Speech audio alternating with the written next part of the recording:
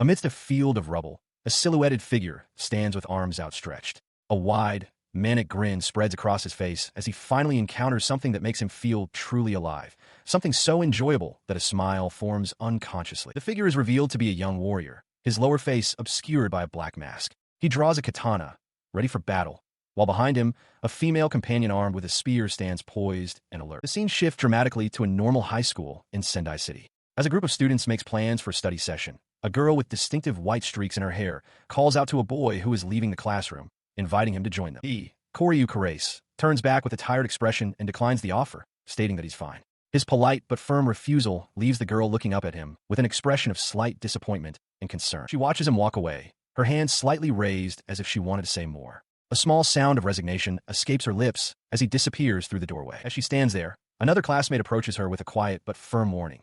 She should stay away from Koryu. The warning is followed by a cascade of whispers that trail Koryu as he walks away alone. Rumors circulate that he's become completely antisocial since his mother's death, that he snapped and beat up a senior, and that he now hunts delinquents on the streets. There seems to be no end to the dangerous stories about him. Back in the classroom, the girl with the white streaks is playfully teased by her friends about her interest in Koryu. She denies it vehemently, flustered, as her friends suggest they abandon the study session to go get parfaits instead. Despite her denial, her thoughts linger on Koryu.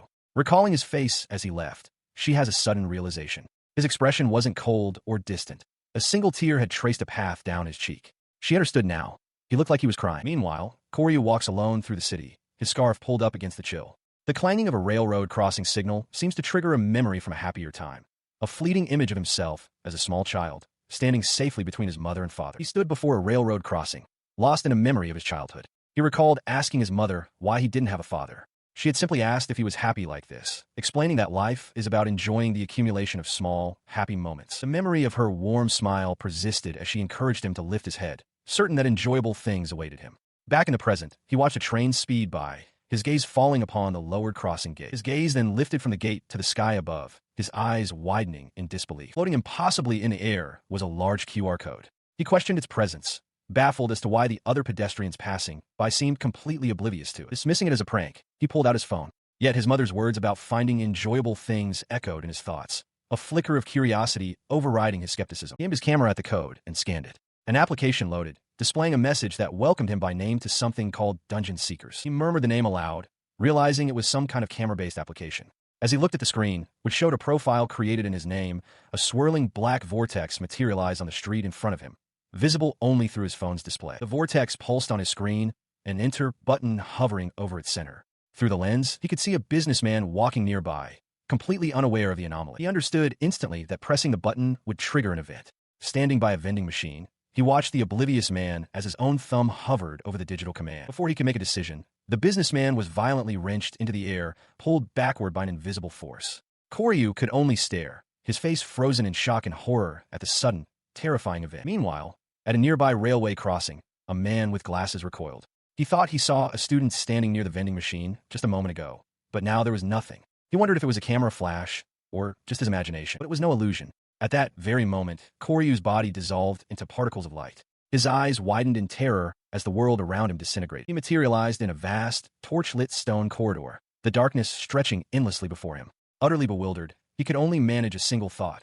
What? He looked around at the flickering flames and crumbling walls, his mind racing to comprehend his new surroundings. Where is this? He wondered. Reaching out, he touched the cold stone, crumbling a piece in his hand. The scent of earth and the rough texture confirmed his fears. This was no dream. He was supposed to be on his way home, but now he considered the bizarre possibility that he had wandered into the world of a game or a novel. As he contemplated this strange idea, recalling the app's mention of status and skills, the sound of heavy, approaching footsteps echoed from the darkness ahead. He turned towards the sound. A putrid smell assaulted his senses as a hulking figure emerged from the shadows. Its skin was a dirty green, its eyes glowed red, and it dragged a crude club. The creature stepped fully into the light, revealing the unmistakable form of a goblin.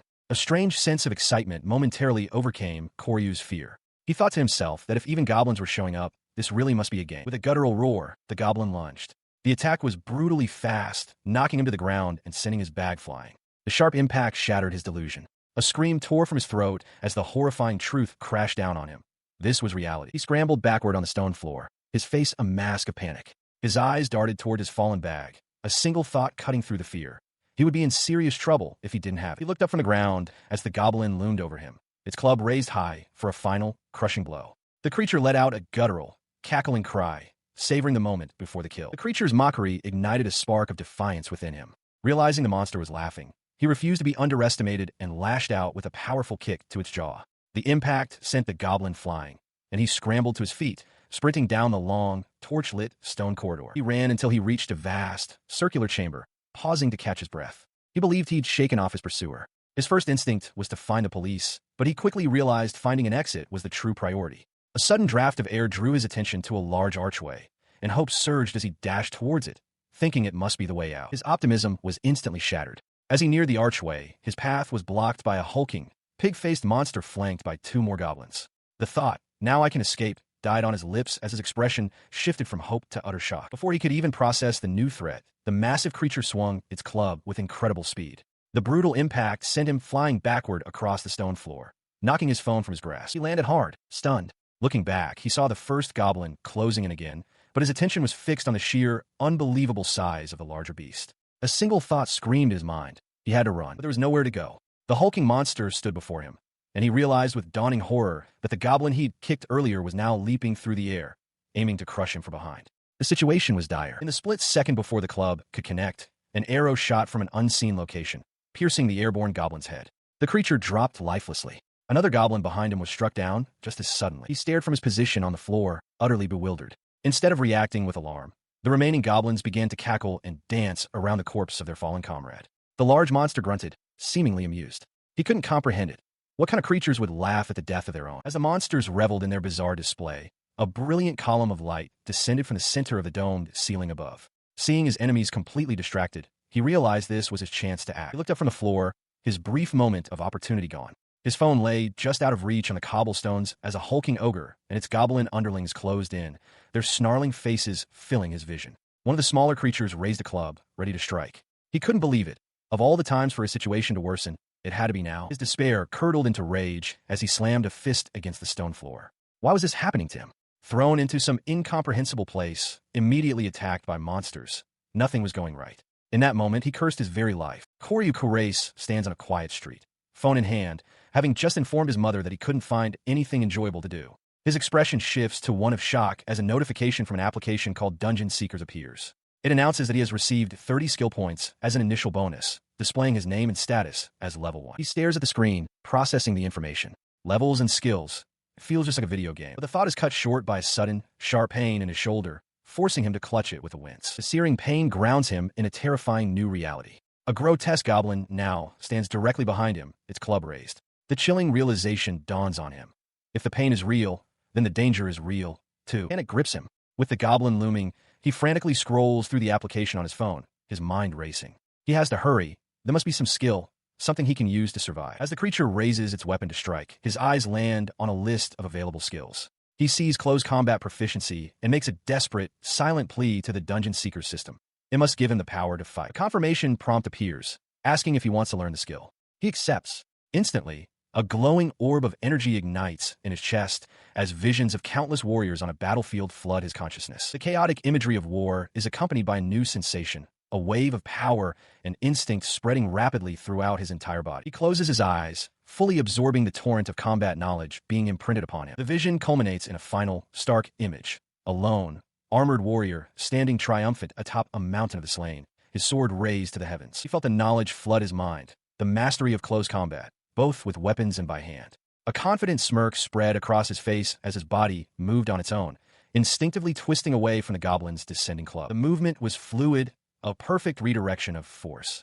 He seized the goblin's arm and, using its own momentum, effortlessly flipped the creature over his shoulder, sending its club flying. It landed with a sickening crack, its skull shattering on the hard ground. From a distance, the larger, pig-like monster and its remaining subordinate watched the smaller goblin twitch and then lie still. He stood over the fallen creature, his expression cold and detached as he pressed his foot down on its head. The remaining monsters stared, one with shock, the other with a growing rage. In response to the display, the massive beast let out a deafening roar and charged forward, its remaining goblin ally close behind. The sudden, thunderous advance caught Koryu's attention, his eyes widening. But the alarm quickly faded, replaced by a strange clarity. He reflected on his life until this moment, a stagnant existence, filled with the meaninglessness of daily routine. He had resented himself and his environment. As he moved with newfound grace, striking the charging goblin and sending it flying, he realized he had never truly felt alive before. Now, with his body heated and coursing with adrenaline, an unconscious smile formed on his lips. He had finally found it. He dodged under the champion's massive swing, his own fist cocked back, ready to strike. He drove his fist forward with a guttural roar. Primal instincts surged through him. The drive to kill, to devour, to live. The massive creature's eye widened in terror as it recognized the pure, murderous intent aimed directly at it. The beast reacted instinctively, raising a colossal, clawed hand to shield itself. In that split second before impact, Quirce understood. This visceral clash, this life-or-death struggle, these were the true emotions of being alive. With another ferocious shout, his fist slammed into the monster's palm. The impact sent a spray of blood into the air as bone and flesh met with brutal force. His punch was met with overwhelming force. The goblin champion swatted him aside, sending him hurtling across the stone floor past the bodies of lesser goblins. He slammed into the far wall with a sickening crunch, the impact rattling his entire body as the massive creature began to lumber towards him. Despite the pain, a slow, unsettling grin spread across his lips. A quiet laugh escaped him as a thought crystallized in his mind. Mom, I found it. He had found what he was looking for. Pure, unadulterated fun. Now wielding the monster's own massive club, he reveled in the raw exchange of emotions, unable to get enough of the thrill. His eyes wide with manic glee, he leaned in close to the terrified creature, roaring for the pig demon to come on and have some more fun with him. Without waiting for a response, he swung the heavy club in a brutal arc, bringing it down directly onto the monster's skull. The impact was devastating. The creature's head imploded under the force of the blow, and its massive body crashed lifelessly to the cobblestone floor. As he stood over the corpse, it began to dissolve into black motes of light. A translucent screen materialized before him, announcing that he had leveled up and been awarded skill points. A faint, knowing smile touched his lips as the last of the monster vanished. He understood now. It was just like a game all the way through. The ringing of a phone pulled him from his thoughts, the sound echoing in the night air outside Sendai Station. A voice remarked on a sudden chill. High above the glittering lights of Sendai, a young woman stands on a rooftop, her phone pressed to her ear. She identifies herself as Riha Amamiya. A voice on the other end acknowledges her, pleased that she has arrived safely. The voice on the line belongs to her sister, speaking from the DS management office in Tokyo. She confirms that Riha has gone through the documents for what she calls a dangerous investigation, urging her to remain vigilant. The mission is clear, to investigate the mass deaths of Dungeon Seekers players in the Tohoku region, a task for which Riha is the lead investigator. Her expression hardening with resolve, Riha confirms she understands. She promises to swiftly investigate the cause of the deaths and to suppress whatever is responsible. Within the dungeon, Quirce carves a path of destruction. On the second floor, he dispatches lesser monsters with swift strikes, before descending to the third floor to confront the massive, hulking ogre guarding the exit. A fierce, almost manic grin spreads across his face as he presses the attack, pouring all his strength into his final assault. The ogre collapses, its body torn asunder. Quirce stands over the corpse, catching his breath as a notification chimes on his device. He has successfully defeated the dungeon boss and conquered the labyrinth. His status updates instantly. He has leveled up to 21, been awarded new skill points, and acquired 3 powerful titles: Daredevil, Usurper, and Natural-Born Warrior. He looks down at the fallen beast, confirming it was the dungeon boss. He reflects that his close combat proficiency, skill, made the fight surprisingly manageable, and he's even gained some impressive new titles from the victory. He ponders the strangeness of it all. The Dungeon Seekers app and this entire world operate on bizarre principles, making possible things that should be impossible. As he contemplates this, a glowing magic circle materializes on the floor. It resembles the one that first brought him here. He wonders if it will return him to his world or if something new is about to occur. Seeing no other option, he steps forward. The moment his foot makes contact, the circle erupts in a blinding flash of light. The light subsides, revealing an unfamiliar, dusty room filled with clutter. His eyes widen in shock as he tries to comprehend his new surroundings, wondering where on earth he is. He cautiously moves through what looks like a storeroom. He questions if he's returned to the real world, but it doesn't feel like a new dungeon either. It seems to be just a dusty old storehouse. And for the moment, he senses no enemies. He stumbles forward, startled, as the light from the magic circle fades. A tea set, he was apparently holding slips from his grasp and shatters on the wooden floor. He falls back, just missing shards. Clutching a surviving cup, he feels a wave of relief. The thought crosses his mind that the famous Lord Date Masamune once smashed a tea set out of shame, but he quickly dismisses the idea. He could never do such a thing. His moment of relief is cut short by a series of chimes. Puzzled, he pulls out his smartphone, wondering what the noise could be. The notification, however, isn't on his phone. It materializes in the air before him, informing him that he has entered a reward room with instructions to store items. He looks around the cluttered space, wondering aloud if this is yet another part of a Dungeon Seekers event. Deciding to test the system, he focuses on the tea set. As he makes the choice to store it, the item vanishes from his hand. A list appears, confirming the tea set has been successfully stored. Amazed by the convenience, he begins to look around for anything else of use. His search is abruptly interrupted by a terrifying, oppressive presence. An image of a monstrous, fanged moth flashes through his mind, and he instinctively recoils, sensing an imminent threat within the storehouse. He scrambles back, questioning what he just felt and where it originated. His gaze is drawn upward, toward the second floor of the storehouse, where a sheathed sword rests on a stand. He recognizes it as a sword. As he cautiously approaches the upper level, he realizes with dawning certainty that the overwhelming presence is radiating directly from the weapon. He stares at the blade, his eyes narrowing. The deep indigo scabbard seems to sway and pulse with a life of its own.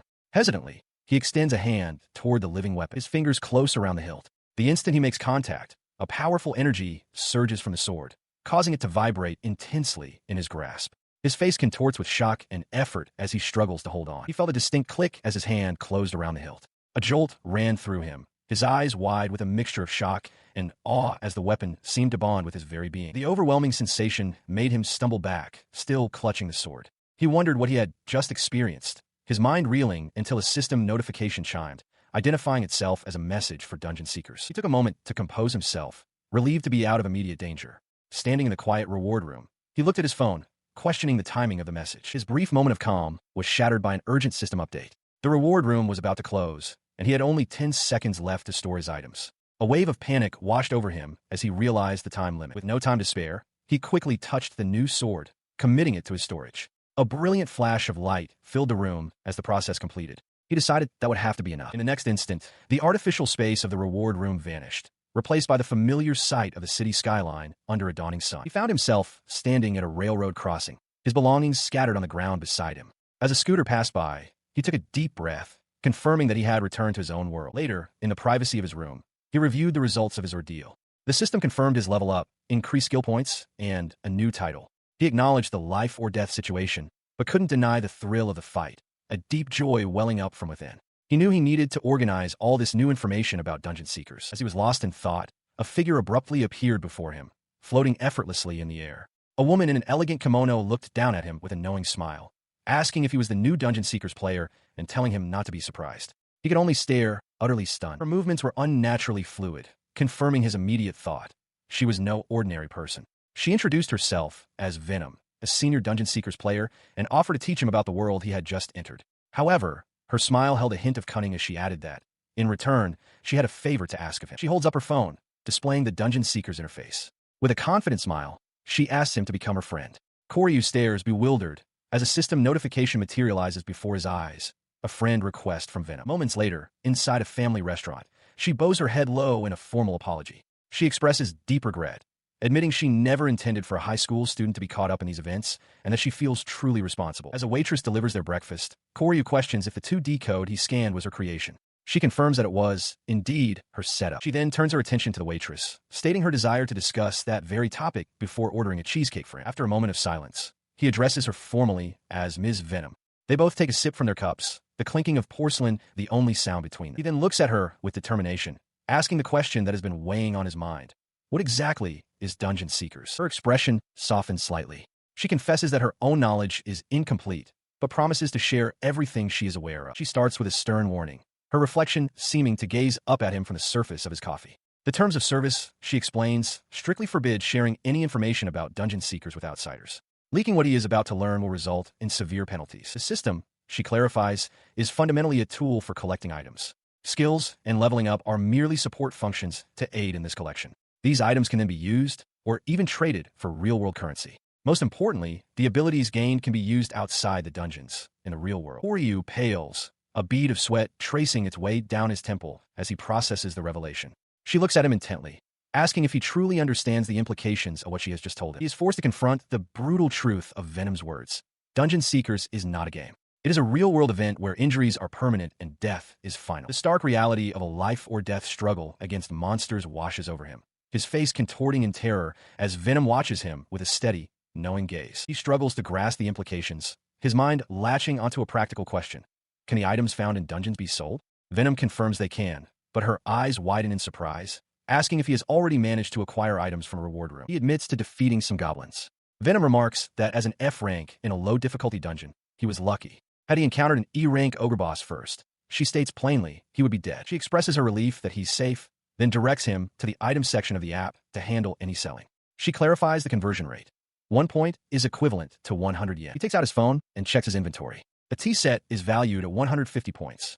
He calculates that to be 15,000 yen, a decent amount. His thoughts then turn to the other item he acquired, the sword. His finger scrolls down to the next item, the katana dragon eater. The estimated value displayed is a staggering 3,300,000,000 points. He stares, dumbfounded, trying to count the zeros and comprehend the magnitude of the number. The number is so staggering that it translates to 33 billion yen. The shock causes him to spit out his drink as Venom reels back, equally stunned by his explosive reaction. He quickly tries to recover, stammering an apology and downplaying his shock by claiming that even 15,000 yen is a lot for a high school student. Internally, he resolves that he cannot tell her about the Dragon Eater. But Venom's expression turns serious. She tells him that such rare items, worth tens or even hundreds of millions, are exactly what she is looking for. Her gaze softens as she reveals her reason.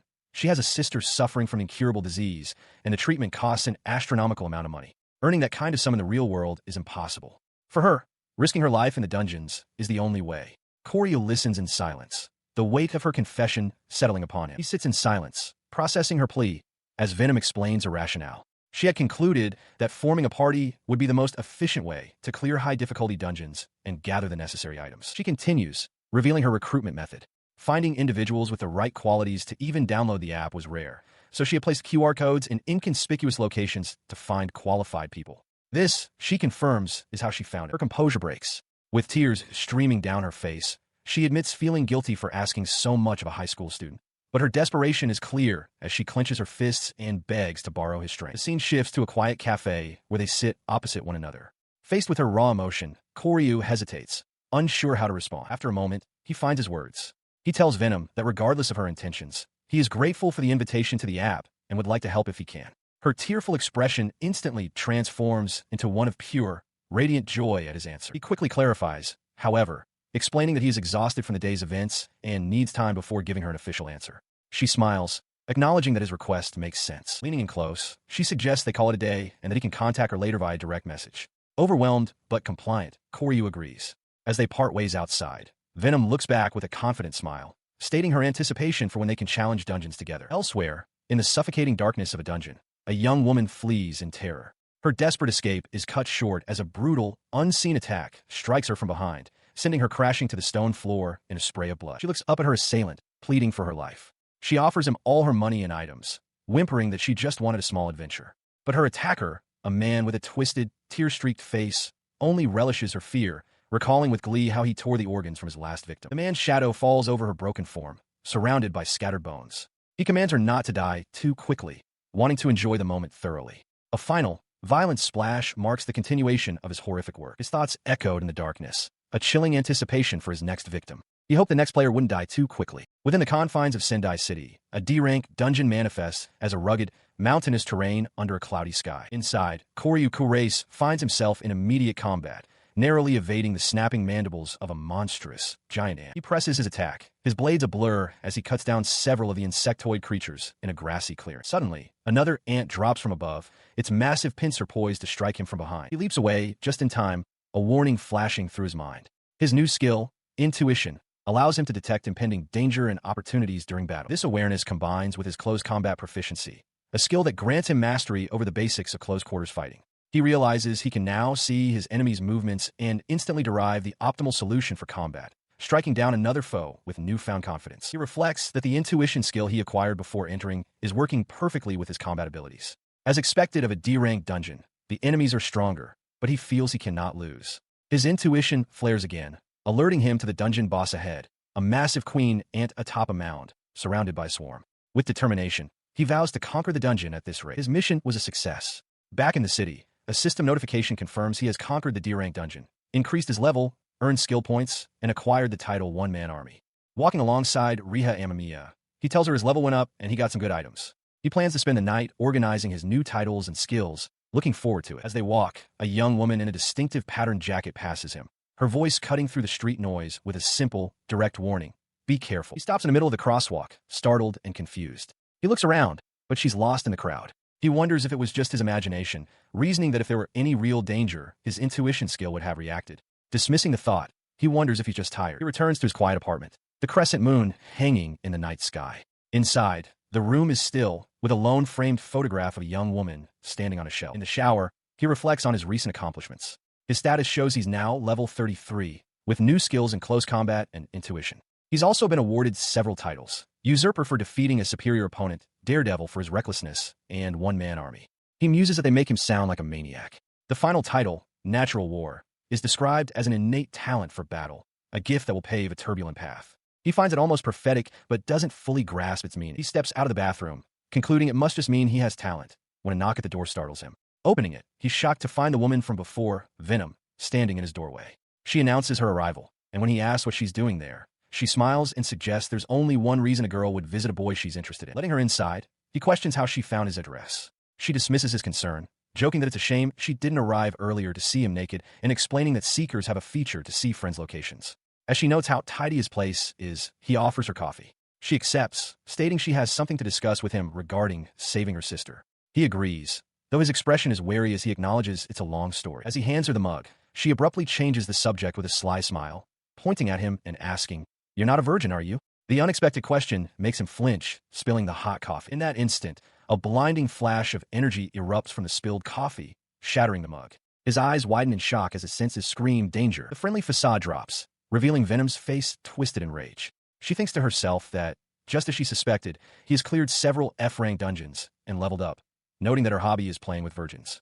The force of the explosion blasts him backward through his own window, sending him plummeting towards the street below as he struggles to comprehend the absurd, sudden betrayal. Meanwhile, perched atop a nearby structure against the city skyline, Riha Amamiya watches the explosion. With a calm, serious expression, she observes the unfolding chaos and declares, "It seems to have begun." He lands on the street below, only to be immediately swarmed by a horde of shadowy figures. As he desperately dodges their attacks, he wonders if they're using some kind of perception interference skill. From above, Venom laughs, taunting him to do his best and acknowledging that he must possess some evasion skills. Despite his efforts, the sheer number of assailants overwhelms him. He is thrown to the pavement, pinned down, and struggling to break free from their grasp. As he struggles against the unseen assailants, his focus is drawn to Venom. She holds a hand out towards him, a dark orb of energy coalescing in her other palm as a cruel smile spreads across her face. She realizes with amusement that he is no stranger to fighting other people. He manages to break free, desperately evading her attacks through the thick, cloying mist.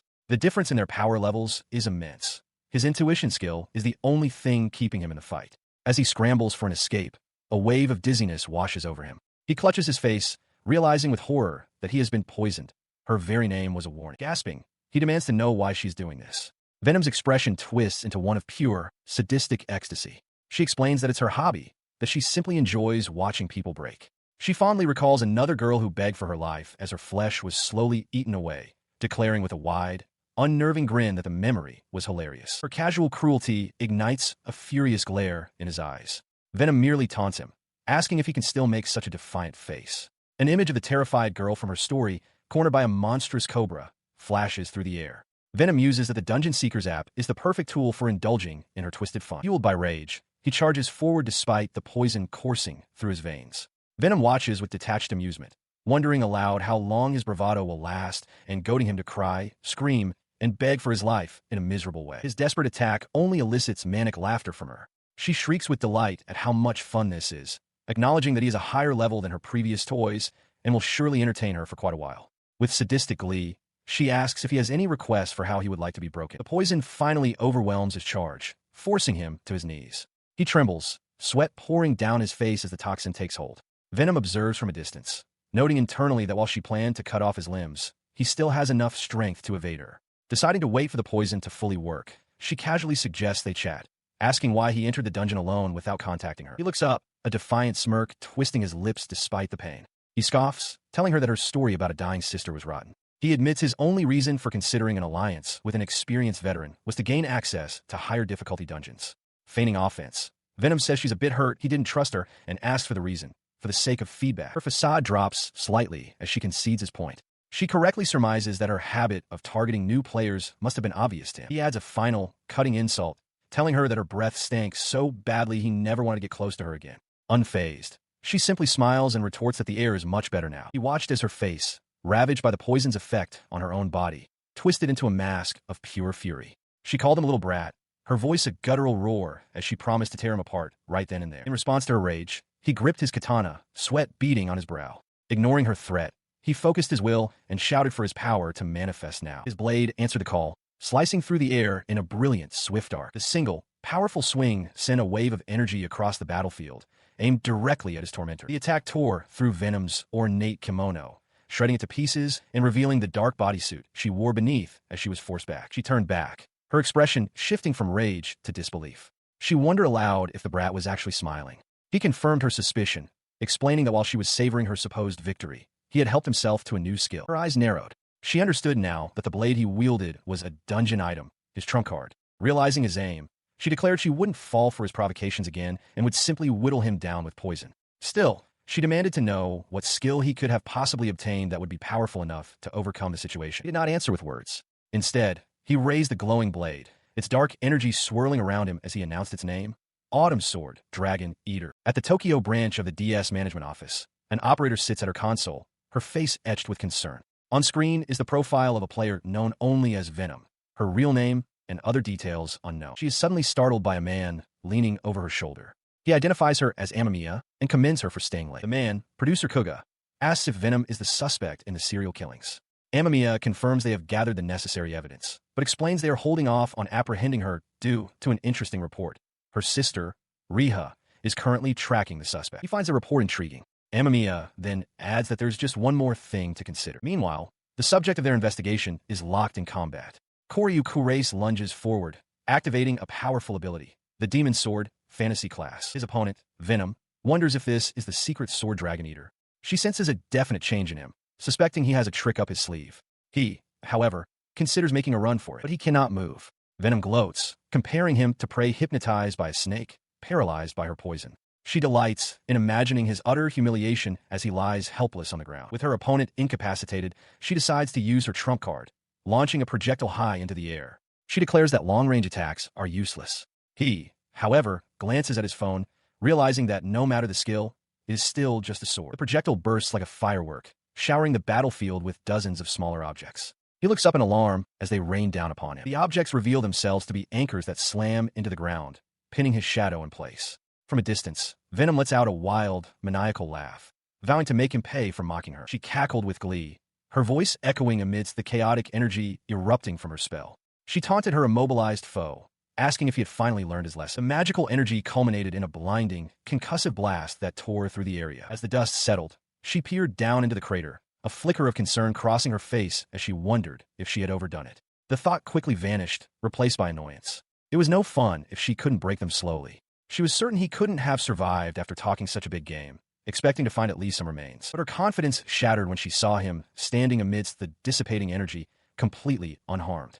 Her eyes widened in shock. It wasn't just that he was alive. Her magic circle and the poison mist were actively vanishing around it. She then understood the horrifying truth. Her power wasn't just disappearing, it was being devoured. A monstrous, shadowy form with a gaping maw materialized behind Koryu, consuming the last remnants of her spell. Staring up from the ground, paralyzed by fear, she could only watch. Her terror was cut short as a hand clamped firmly around her leg. She looked down to see Koryu, his face twisted into a wild, predatory grin. He declared that she would not escape as she let out a terrified shriek. With his phone now in his grasp, he began to swing his katana, channeling his energy into the blade to unleash a secret skill. The air itself seemed to roar as the attack took shape.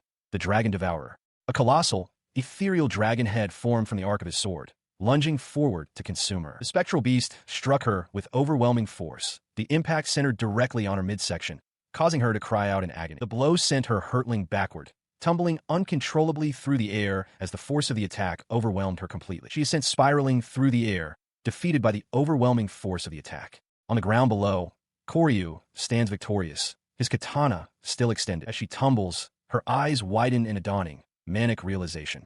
With a faint laugh, she understands that he is also the same kind as her. From her perspective, Koryu's masked face is a terrifying visage, a single glowing eye staring down from a maw of jagged teeth. She curses her mistake, realizing she provoked a true monster as she plummets toward the ground. The monstrous visage shatters like an illusion, and the world returns to a quiet reality. Koryu, now back in his athletic wear, stands on a bridge under the night sky, his katanas in hand. He watches the distant point where Venom vanished, his expression grim and weary. He reflects on the skill he just unleashed, Dragon Devourer. A system notification details its nature, An unavoidable strike that can pierce a dragon's scale and devour its target whole, at steep cost of 300 SP. He acknowledges its tremendous power, befitting its price. The strain forces him to his knees, sweat beading on his brow as he pants from the exertion. The backlash from the attack courses through him. He wonders if the physical strain is too much for his current level. The memory of Venom's words, that they are the same, flashes in his mind, but he rejects it, vowing he won't become like her. This resolve hardens into a manic grin. To prevent that fate, he must delve into dungeons and seize even more power. As this dark determination consumes him, a voice cuts through the silence of the night, calling his full name, Quirce. He whips around, startled, demanding to know who is there. A figure holding an umbrella stands nearby, their identity obscured. His eyes widen in pure shock, sweat trickling down his face as he recognizes the person before him. He found himself face to face with a young woman holding an ornate staff. Her expression was serious, her dark eyes fixed on him as she stood clad in a unique, patterned jacket over a uniform. He gripped his weapon, instantly on guard. He hadn't sensed her presence at all, a fact that sent a chill through him. He wondered who she was, an ally of Venom perhaps. She broke the tense silence, asking if she could speak with him. After a moment's hesitation, he agreed. He immediately chided himself for his timid response. The girl then introduced herself as Riha, a representative from Dungeon Seekers Management, adding that her explanation might be complicated. His suspicion sharpened. He questioned her claim, pointing out that she had just killed another player. He demanded to know why she needed him personally, arguing that if it was for questioning, management could have simply sent a message. Riha replied that she needed to speak with him about Venom. He refused without a second thought. He couldn't trust someone who appeared out of nowhere with such a story, and he doubted her connection to management. As he looked away, she noted his evasion, admitting that explaining her situation was complicated. She sighed, her patience clearly wearing thin. Then I have no choice, she said, addressing him by his full name, Quirce. Her words sent a jolt through him. She knew who he was. She promised not to kill or injure him, but insisted he accompany her to Tokyo for questioning. As she spoke, a brilliant golden-blue magical energy began to swirl around her. She warned him that this might hurt a little. Her eyes began to glow with the same golden-blue light. The energy around her intensified, crackling with power. I'll subdue you and take you by force, she declared, her voice leaving no room for argument. A single bead of sweat traced its way down Koryu's temple as he clenched his jaw. He now understood. She was a truly formidable enemy. A third world exists where the surface and the underworld overlap, known as the layered world. To counter invasions from this realm, a weapon was developed. Dungeon Seekers, a system designed to cultivate human resources by collecting items produced within that world. However, this system was soon misused by troublemakers, leading to the mass disappearance of players in the Tohoku region. A young woman's mission is to investigate and suppress the cause. While tracking a female suspect, she encountered an even greater threat, a young man who suddenly appeared. This young man wields the demon sword Dragon Eater.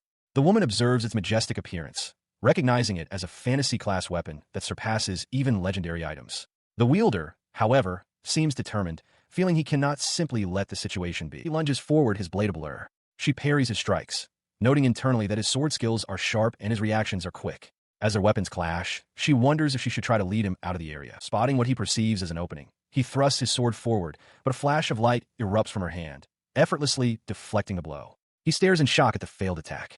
From a distance, she calmly informs him that he is no match for her. Her spear slams into the ground before him. She addresses him by his full name, Quirce, stating that she now understands the difference in their abilities. She offers to accompany him to Tokyo without worry if he will just drop his defenses. Koryu is stunned, realizing that the golden-blue magic surrounding her deflected his physical attack without leaving a single scratch. His expression shifts into a wide, unnerving grin. With sweat trickling down his face, he tells her she's amazing. She can only stare back, confused and unsettled by his sudden change in demeanor. He erupts with laughter, throwing his arms wide.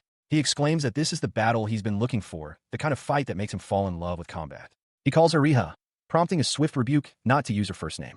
He smirks, reminding her of her earlier promise to subdue him without causing injury. His grin widens as he echoes her request not to be called by her first name. He declares that he won't take her life or injure her either, but he will subdue her all the same.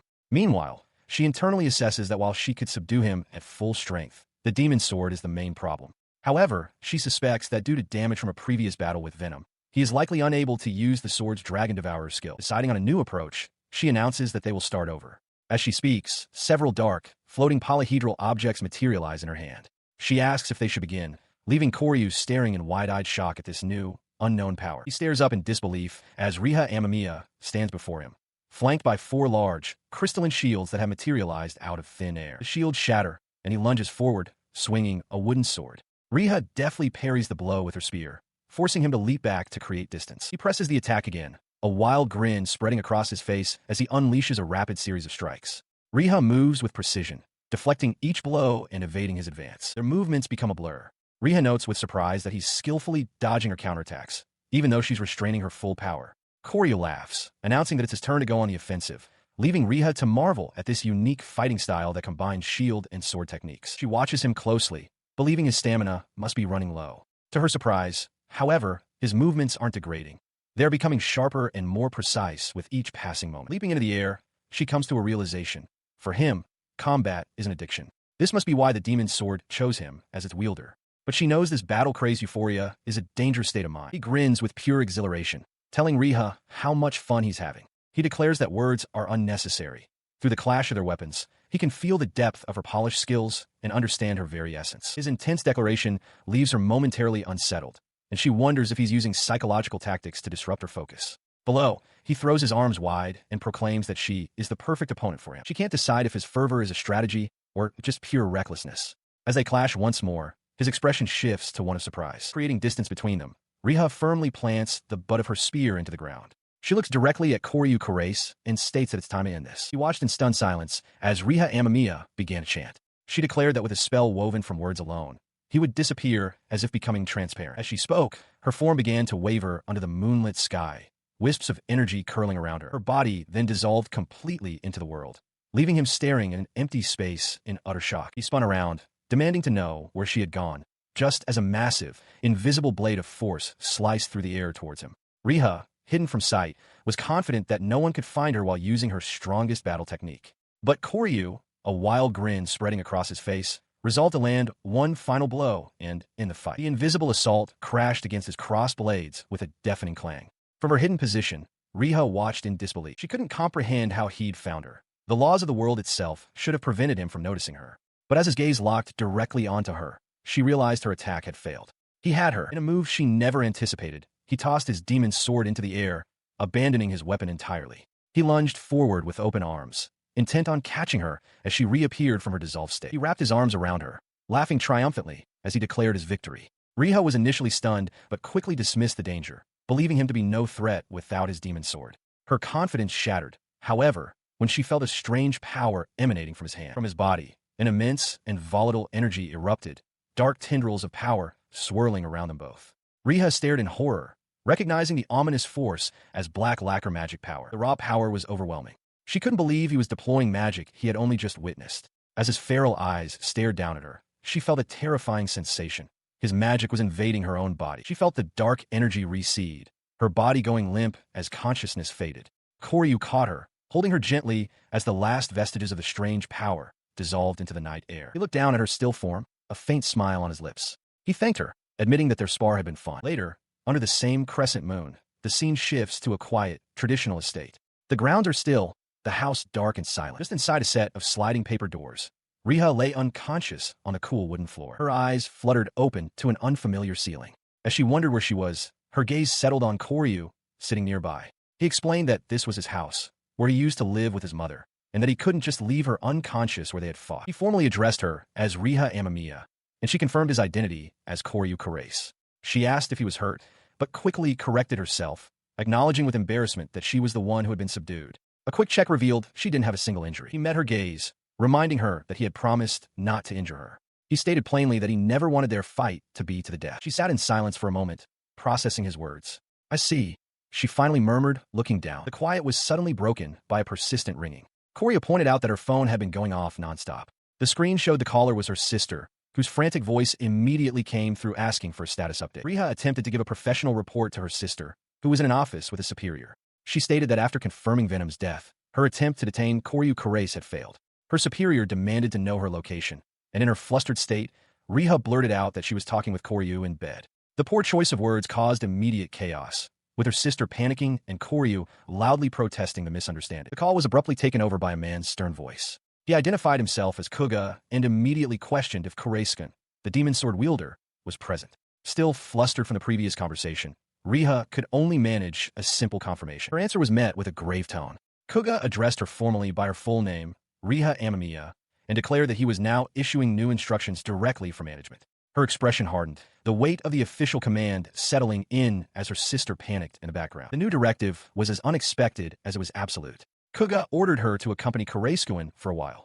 The command hung in the air, stunning Koryu into wide-eyed disbelief, while Riha processed the shocking turn of events with a quiet intensity. In a brightly lit kitchen, Koryu Quirce, wearing an apron, skillfully prepares a meal, chopping vegetables and boiling pasta. He then serves a plate of spaghetti to Riha Amamiya, who sits at his dining table looking utterly bewildered, wondering what she is doing there. He sits down across from her, explaining that having his life threatened more than once is no longer a big deal. Riha, who had expected to be thrown out, is taken aback. Koryu then remembers his manners and asks if she likes pasta. She confirms that she's hungry, and they agree to eat. As she stares at the steaming plate of spaghetti topped with meatballs, Riha concedes that it's not a big deal, but mentions that she also has things she wants to ask him. Her serious demeanor vanishes in an instant, her eyes widening and sparkling with delight at the meal before her. Clasping her hands together in anticipation, she enthusiastically agrees to eat, and Koryu echoes her sentiment. She begins to eat with great enthusiasm, her cheeks full. While watching her, Koryu's mind churns with questions. He wonders who is giving Riha orders, what they are thinking, and why they went from forced abduction to simple monitoring. Though he has a mountain of things to ask, he decides to let her eat in peace for now. A small, gentle smile forms on his face as he continues to watch her enjoy the meal, her feet swinging playfully under the chair. She pauses her meal to thank him, formally addressing him as Koryu Quirce-san. He replies that he's glad she likes it, but tells her to drop the full name as it's too formal, inviting her to call him whatever she likes. Without hesitation, she calls him Hiro, a sudden intimacy that makes him jump in surprise. Noticing his shock, she asks if something is wrong, wondering aloud if it's because she calls his sister Riha. He quickly stammers that it's fine, and she seizes the moment, saying, "Then Hiro, let me ask you." She leans forward, her expression turning serious as she recalls their fight. She asks him directly how he was able to notice her final maneuver, an attack that came from behind him. He considers the question for a moment before replying that it was just intuition. Riha is stunned, finding it impossible that her trump card was countered by something so vague. She wonders if it could be a miracle move born from a unique combat sense, a quality that led to him being chosen by the demon sword. Koryu simply adds that he just figured if she was going to attack, it would be from behind. Riha continues her assessment of their fight, explaining that if her attack had been serious and imbued with magic power, he might not have been able to block it, potentially resulting in severe injury or death. She then concedes that if he had been fighting seriously, she would have been the one defeated. He smiles warmly, thanking her. He tells Riha he now understands how strong she is and that he enjoyed their duel. His words seem to catch her off guard, leaving her slightly flustered. The conversation pauses as they eat the meal Koryu prepared, a simple plate of spaghetti. After finishing, Koryu's expression turns serious. Having thanked her for the meal, he directly asks Riha to tell him what Dungeon Seekers is. She meets his gaze and nods, ready to explain. She begins by telling him, whom she addresses as Hiro, that he must first abandon common sense, as the world he knew has been crumbling since he entered the dungeon. Riha then establishes the fundamental premise. There are 3 types of worlds. There is the surface world where they live, the underworld that acts as its counterpart, and the layered world where the 2 realms overlap. He processes this, asking if the dungeons exist within the layered world. Riha confirms this, clarifying that dungeons are essentially enemy military bases. She reveals the grave truth. Their world is being threatened by an invasion from the underworld, a conflict that has been waged in secret since ancient times, forming a shadow history. Koryu is stunned by the sudden revelation. Continuing her explanation, Riha declares that they are part of a clan that has protected the world for generations. They are known as the Yokai Slayers. Her gaze drifts upward as she adds that this long history of conflict leads to the creation of something, though she trails off before finishing the thought. With the initial explanation over, Riha prepares to leave. She thanks Koryu for the meal and informs him she is returning to her base to prepare. He watches her go, telling her to take care. Just before departing, she turns back to him. She reminds Hiro that he fought both Venom and her the previous night and must be tired, urging him to rest well. He acknowledges her concern as she finally leaves. He sits on a park bench, the world around him fading as he stares at his phone. A memory of Riha's explanation plays out in his mind. She had told him about the vortexes they enter for dungeons, clarifying that they are portals to the layered world, created by the underworld to steal resources from their side. From their perspective, she had continued, these portals become the entrances to dungeons. The memory flashes to brutal combat in a dark forest, where he fights off monstrous apes and savage, wolf-like beasts, all creatures originating from that underworld. Her voice echoes over the visceral images of the fight. Some of these creatures overflow from the vortex and terrorize the surface world. These beings, she explained, are what people call yokai or demons. A grim, almost manic smile spreads across his face as the final piece of her explanation clicks into place. They collectively call such creatures yokai, and the yokai slayers of the clan that has made a living by exterminating them. He stands over the corpse of a vanquished foe as a system notification confirms his level has risen to 37. Riha's words return once more, The skills and levels are innovative techniques based on their clan's ancient Slayer rituals, and her family, the Amamiya, was involved in their development and operation. But then he recalls her apology. She had bowed her head, admitting she had lied and was not personally involved in the operation, despite her family's connection. She confessed she was still doubting whether she was even part of the management, which finally explained his own suspicions. His thoughts shift back to the present, standing inside a vast reward room, a space captured from the underworld after a boss's defeat. The cavern is filled with countless masks, items shaped in ways humans cannot equip. Most of it is junk, though valuable weapons or documents can sometimes be found. Deciding to take whatever looks equipable, he walks past rows of useless artifacts. His gloved hand settles on a sharp, black, geometric mask, lifting it from the pile. Outside the dungeon, he looks at his phone again. An image of a shrine, a place filled with memories of his mother, is now desecrated by a swirling vortex. He thinks to himself that he doesn't care about invasions. He just can't forgive the destruction of this place. Feeling accustomed to conquering dungeons, he resolves to see how many he can clear and presses his finger to the screen, plunging into the next fight. He throws himself into battle after battle. For unknown reasons, there's been an explosive increase in underworld creatures pouring into the surface world recently. To counter this, the government and yokai slayers rigorously train personnel. Amidst this crisis, Koryu proves his mettle, successfully conquering both an E-rank and a D-rank dungeon. He threw himself into his new purpose, conquering one dungeon after another. These combatants were known as dungeon seekers, individuals who delve into the layered world and use specially developed tools to collect items from the creatures within. From F-rank to D-rank, he cut a path through them all. This was a path he had chosen with full awareness. Riha had previously given him a rough explanation of the app's purpose, clarifying that it was still in beta and that general public participation was never anticipated. She had offered him a way out, a forgetting ritual to return to his previous life, but his resolve was firm. He chose to continue. Seeing his unwavering decision, she had given her approval from across the table. Through the window, her voice confirmed her understanding and officially sanctioned his participation. And so, his power grew exponentially. After successfully conquering another D-rank dungeon, his status was clear, Quirce, level 41. He had acquired new skills like close combat proficiency and covering barrier, and earned titles such as Daredevil and One-Man Army. His face, smeared with the grime of battle, broke into a grim smile. He thought of Riha, feeling grateful for the Dungeon Seekers app. His stagnant life had finally started moving forward after installing. Fueled by this new purpose, he stood before the silhouettes of countless powerful foes and made a vow. He would conquer every single dungeon in Sendai. His declaration hung in the air of the underworld as he returned to the surface. Under the starry sky of the city, his combat boots splashed into a puddle on the pavement. He walked through the quiet, lamp-lit streets, now changed back into his school uniform, the weight of his recent battles unseen by the sleeping world. As he made his way home, elsewhere in the night, Riha stood before the gates of a traditional estate, a suitcase resting by her side. Their paths converged unexpectedly. Koryu stopped, surprised to see her. "Riha," he called out. She turned, asking what he was doing out at this hour. Before she could get an answer, he rushed forward, a wide grin on his face, eager to tell her something important. He excitedly recounts his recent adventures to a stunned Riha, blurting out details about a one-on-one boss fight, a disgusting tentacle dungeon, and a cool, horned, dog-like boss. As her eyes widen in disbelief, he continues, mentioning a maze-like dungeon, a special slime, and even a 200 million yen item found in a reward room. He finishes by cheerfully recalling how much fun it was to fight alongside her, a high-ranking yokai slayer, the previous night. His rapid-fire monologue halts abruptly. A nervous sweat forms on his brow as he realizes what he's done, asking meekly if he actually said all of that. Ria's expression shifts to a wide, unnerving smile as she confirms that he did. She then calmly tells him he must be tired and should rest well for the day. The scene shifts to the grounds of a traditional estate under a starry night sky. Ria's tone becomes stern and official. She informs a suddenly worried Koryu that it's time for a lecture, revealing that she's also in charge of monitoring him. At school, Koryu Quirce stand by the lockers as the day ends. A female classmate with distinctive white streaks in her hair calls out his name, her voice cutting through the hallway chatter. She approaches him, a look of concern on her face. After a moment's hesitation, she asks if something is wrong, explaining she just noticed something about him. Then, she remembers her original reason for stopping him. The teacher mentioned he still hadn't turned in his career path for him. He seems taken aback by her observation that he's become brighter lately. He concedes that it might be so, attributing it to finding something fun to do. Waving goodbye, he explains that he's meeting someone and promises to bring the form the next day. As he walks away, she waves back with a warm smile, telling him that's great news. The memory of the previous night surfaces.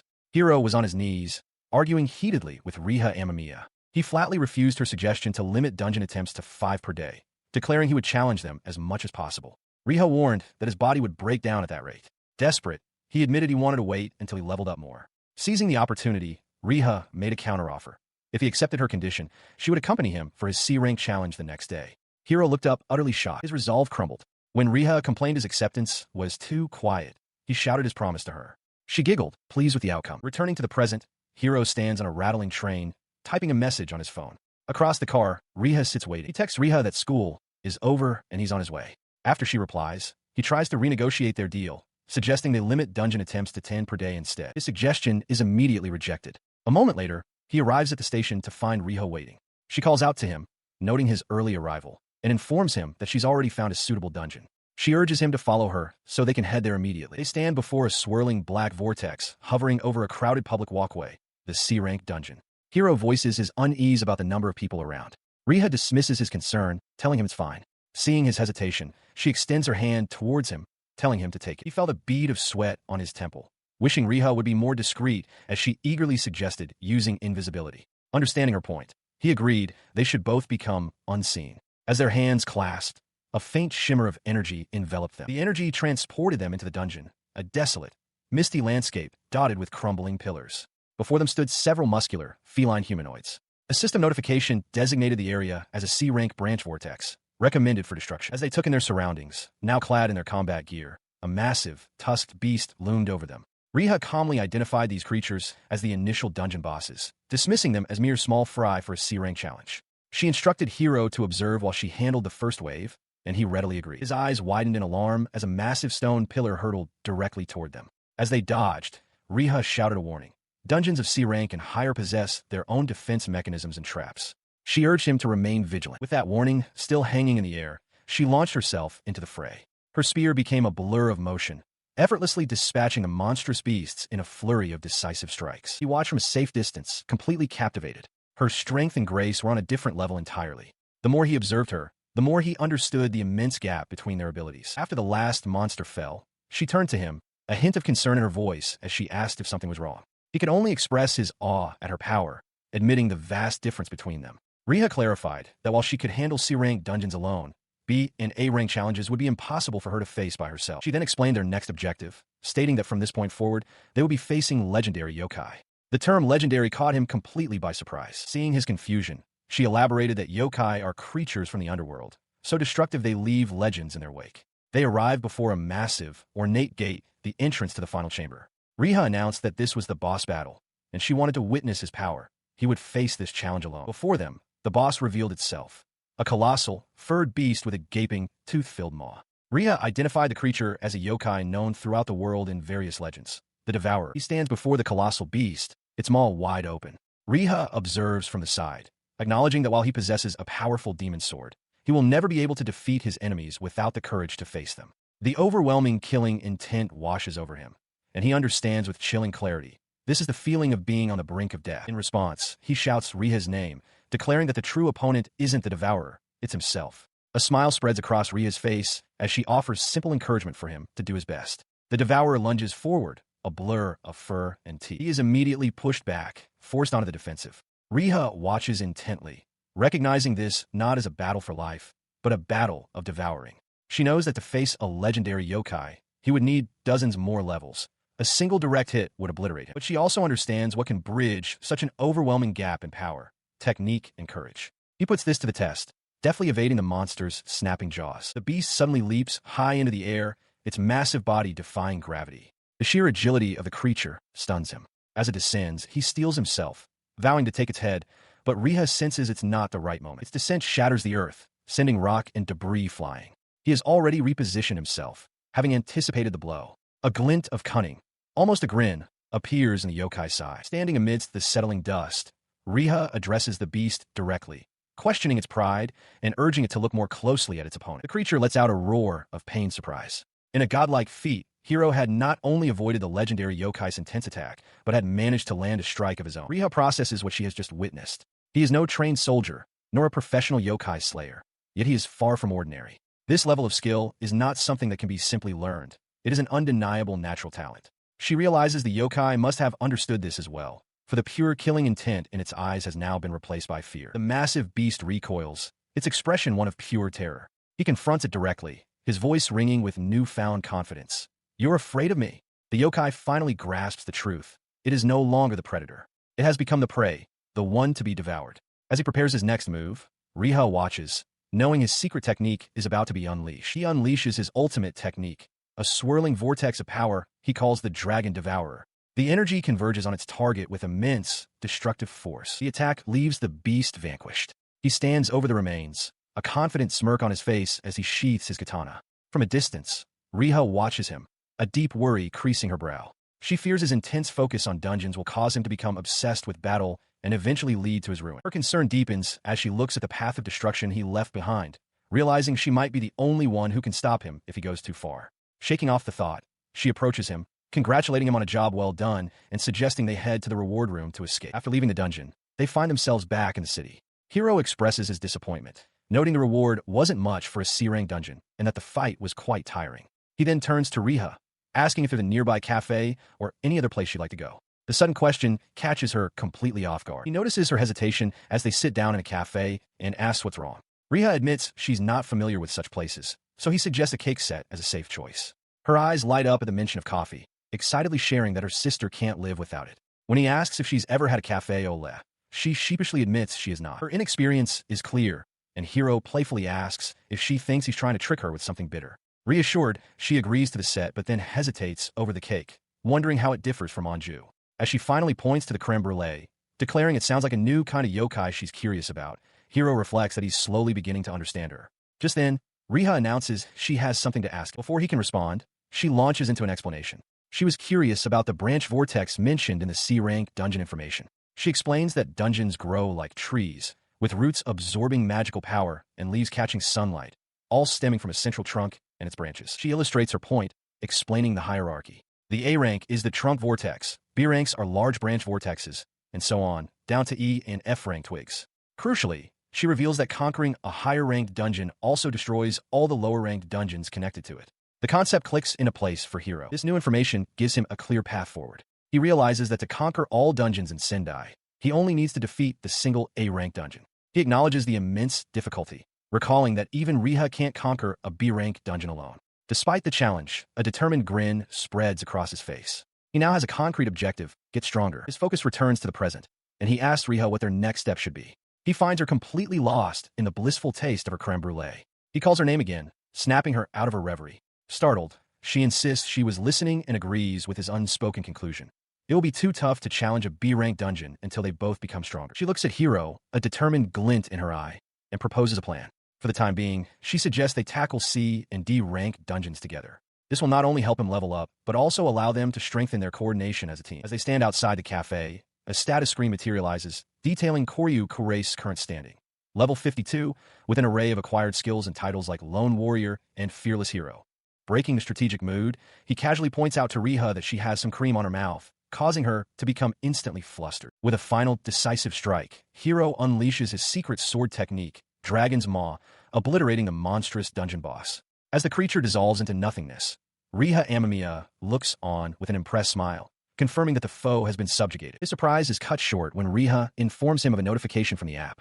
Glancing at his phone, Hiro sees an alert from Dungeon Seekers stating that optimization is now possible for him, Quirce, level 52. Riha explains this is a skill customization feature. By combining skills and titles, he could discover new abilities and urges him to try. He navigates to the skill screen, where a new title, Essence of the Warrior, is available. The system prompts him to optimize. Reading the description, which praises his high adaptability with the katana, he smirks with satisfaction, pleased to be formally recognized as a warrior. Riha watches him, slightly puzzled by his reaction. Later that evening, a train clatters along the tracks, its lighted windows a streak against the dark silhouette of the city skyline under a crescent moon. Inside one of the cars, Hiro and Riha sit together. Now in casual clothes, they continue their discussion. Riha observes that his skills and titles have a distinct Japanese style, which she finds easier to understand than those with more complex foreign names. He asks if she is a follower of someone named Naosatoha. Riha confirms this, looking slightly defensive. Hiro clarifies that he was simply seeking her advice on which skills he should focus on acquiring. She considers this thoughtfully, suggesting that since he already has a strong affinity for the Japanese style, he should lean into it completely. She muses that with time, his skills might even evolve into something more powerful. Following her advice, Hiro browses the skill list on his phone. He pauses on one called Siege Tactics, which would make it easier to grasp battlefield situations and find weak points in enemy defenses, noting its cost of 15 skill points. He agrees with Riha's caution to be mindful of his skill point usage. Just as he does, her eyes go wide with shock. She suddenly exclaims that he possesses a skill that can be evolved. Hiro questions if this is truly so surprising, and Riha emphatically confirms it is. She explains that acquiring skills through evolution is an original, unique method far superior to learning them normally. It requires a steep 100 skill points, but the result is a unique skill, just like in a video game. The realization of his rare potential leaves Hiro stunned, and Riha visibly shaken. As she spoke, Hiro made his choice. With a tap, he confirmed the skill evolution, and a brilliant flash of light emanated from his device. A new passive skill was born, indomitable courage, forged from the spirit of a man who, knowing nothing, faced countless battles and challenged a place of certain death. The process also granted him a new active skill, surpass body's limits. The light faded, leaving him and Riha standing in silence on the train platform under the starry night sky as their train departed. As they walked from the station, he finally broke the silence, asking what she had done. He admonished her for using 100 of his points without permission, though he conceded that he never would have imagined encountering a boundary on a train. He then asked if this meant he was now as strong as a high-ranking yokai slayer, given that they are the ones who handle unique skills. Riha clarified that his was merely a special formula. Unimpressed, Hiro pressed further, asking if the evolution was truly that powerful. With a confident smirk, she declared that her own skill, a decisive battle formula, was a tier above his. She asserted that she was still stronger, then playfully asked if he would indulge her budding rivalry. A few days later, inside the Tokyo branch of the DS Management Bureau, Riha's sister, Amamiya, presented a report on the current trends of the Dungeon Seekers beta version to a panel of officials. Following her presentation, an elderly, white-bearded official named Cookin noted that while the average player level was rising, a large gap still existed between the top 15 rankers and everyone else. Amamiya continued, bringing their attention to a new player in the Tohoku region who was rapidly clearing dungeons, showing an image of Hiro's masked persona. She projected that at his current pace, he would soon challenge the top rankers. Cookin recognized him, asking if this was the player who defeated the murder ogre. Amamiya confirmed it. Cookin remarked on the player's incredible battle record for being so young. A data screen confirmed the player was level 54 and had conquered 62 dungeons in total, a feat that would drive an ordinary person to madness. Another official, Kuga, dismissed the matter entirely. He stated that finding talent outside of their established methods was not their objective. Cookin voiced his concern, but Kuga tapped the table for emphasis, reassuring him that the government's anti-yokai forces were already being trained for the official release, rendering such outlier players irrelevant. His colleague's dismissiveness is met with fury. Cookin slams his fist onto the table, his face contorted with rage. He argues that the yokai are resourceful, and if they were to understand the handling of modern firearms, the power balance with the yokai slayers could be overturned. He demands to know if they believe the slayer will simply become their subordinate, a question that leaves Kuga and Amamiya's sister stunned. In the tense aftermath of his outburst, a woman with long blonde hair abruptly stands, announcing she has remembered an urgent matter and must be excused. She turns and walks swiftly out of the conference room, leaving the others to grapple with the sudden shift in the meeting's atmosphere. As she departs, Kuga turns to Cookin, who is wiping sweat from his brow. He calmly advises the older man that his recent remarks should not leave this room. Through his glasses, Kuga's expression is unreadable, but his tone is one of firm control. He then shifts the topic, addressing Amamiya's sister. He notes that while they were getting sidetracked, the dungeon suppression rate has been abnormal and asks what measures are being taken. She confirms that the situation is already being handled, revealing that her own sister, Riha Amamiya, the yokai slayer, is personally managing the training of the players assigned to the task.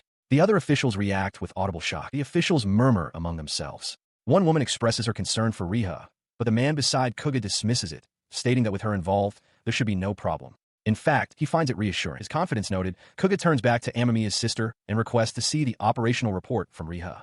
She readily agrees, announcing that she will display it on the central projector. The projector whirs to life, but what appears is not a formal report. It's a casual video of Riha, who cheerfully asks her sister how she's doing and mentions taking her out recently. Amamiya's sister looks horrified as Riha begins to explain the concept of revolving sushi, clarifying that it's not like figure skating, much to the confusion of the watching officials. In the video, Riha continues her enthusiastic explanation, demonstrating how the sushi moves along a lane by grabbing her sister from behind and mimicking the motion. She asks if her sister can picture it now. She then recounts a story about how she had to stop Hiro from taking a piece of sushi from the top plate, laughing as she remembers the desperate look on his face. She adds that her sister must also be careful not to take things from the wrong plate. The video concludes with Riha mentioning how Hiro's face turned bright red from eating too much wasabi. In the meeting room, her sister covers her face with her hands in utter embarrassment. Cookin, however, is amused and quietly asks her to send him that photo later. She quickly shuts off the device, her face flushed with embarrassment as the projected image cuts to a flat line. She offers a hurried apology to the room. One of the senior officials, Kuga, questions what she meant by the situation being under control. Flustered, she confirms that it is indeed under control. Before she can elaborate, another official with light hair and glasses interjects with a dismissive wave. He tells her it's fine, remarking that there are many reasons to sympathize with the princess, a clear reference to her sister, Riha. He continues, his tone turning condescending, stating that the path her sister walks is far too lonely. He suggests they can forgive this incident, viewing it as her last taste of freedom. Amamiya flinches slightly, a bead of sweat forming on her temple. The veiled comment hangs in the air as the meeting begins to break up. Kuga glances back with a look of concern at Amamiya, who stands silently by the wall, her head bowed. With that, the meeting concludes. The light-haired official announces that everyone is dismissed as he and Kuga walk down a long, sterile hallway, leaving Amamiya to follow from a distance. Left behind in the now empty room, she clenches her fist tightly. Her expression hardens with resolve and worry as she looks out over the sprawling city, whispering her sister's name. Riha, the setting then shifts dramatically to a remote, mountainous region at night. Within a traditional Japanese temple complex, rows of robed figures sit in silent formation inside a grand hall, facing a single, central throne. Within the main hall, a figure in a demonic mask and ornate robes stands before the elder Kukin. He addresses the assembly as the proud slayers of yokai, and declares that the one who has ascended to the pinnacle of that pride is Kukin. From the crowd, an elderly monk shouts in outrage. His declaration is met with immediate fury. The monk vehemently protests that the yokai slaying techniques, honed over 1,000 years, must not be handed over to an upstart like Kukin, who achieve his position through cheap tricks. Other monks rise, shouting their agreement. He and the other dissenters fall silent as a figure in a demonic mask, holding a war fan, calls for order. Before them, an elderly man with long white hair and a beard, the apparent leader of this traditionalist sect, acknowledges their presence with a quiet affirmation. One of the younger members erupts, declaring that Kukin's ambition must be crushed. He questions why they must forgive someone who has obtained power through unworthy means, insisting that such a person must be dealt with. Another man, wearing a baseball cap, steps forward and pleads with the leader. He begs to add one more target to their list, his voice filled with urgency. The masked elder speaks with chilling resolve, stating that even if they must subdue the very assassins they dispatched, they will not allow the unworthy to pass. The lives of those assassins are nothing compared to their cause. In response, the leader's voice booms through the hall. He roars that Kukin seems to have his eyes on them as well. To leave him be would be to invite a greater threat, so they must make him understand their true power. The masked warriors agree in a unified cry. This is a battle for justice, a righteous culling. On the night of the next full moon, they will execute their great cause. Elsewhere, in a high-rise overlooking the sprawling city lights, Kuga stands with his hands behind his back, observing the world below under the crescent moon. A faint smile plays on his lips as he considers the situation. The innovative techniques of the dungeon seekers have complicated the board, intertwining the ambitions of various powers. And it is precisely for that reason, he muses, that those who have been blessed by fate are now necessary. His thoughts drift to Quirce and his companion as they walk away, ready for the path ahead. Standing before a massive, swirling vortex, a young woman in a unique kimono-style jacket informs Hiro that they have arrived at the B-rank dungeon. She tells him to brace himself. He feels an ominous and powerful magical presence, questioning if he's truly ready. She acknowledges that it's a formidable force, one that would normally require multiple teams to suppress. Squeezing his gloved hand, she reassures him that he is not alone. She is with him. He looks at her, remarking that she has worked hard to get to this point, having become strong enough to conquer C-rank dungeons by herself. In response, she flashes a wide, confident smile, her determination clear. With their spirits high, they resolve to conquer the B-rank dungeon together, their minds flashing through memories of their shared journey, training, fighting powerful beasts, and enjoying quiet moments. Upon entering, they find themselves in a pitch-black space, surrounded by grotesque, white worm-like creatures with circular, tooth-filled maws.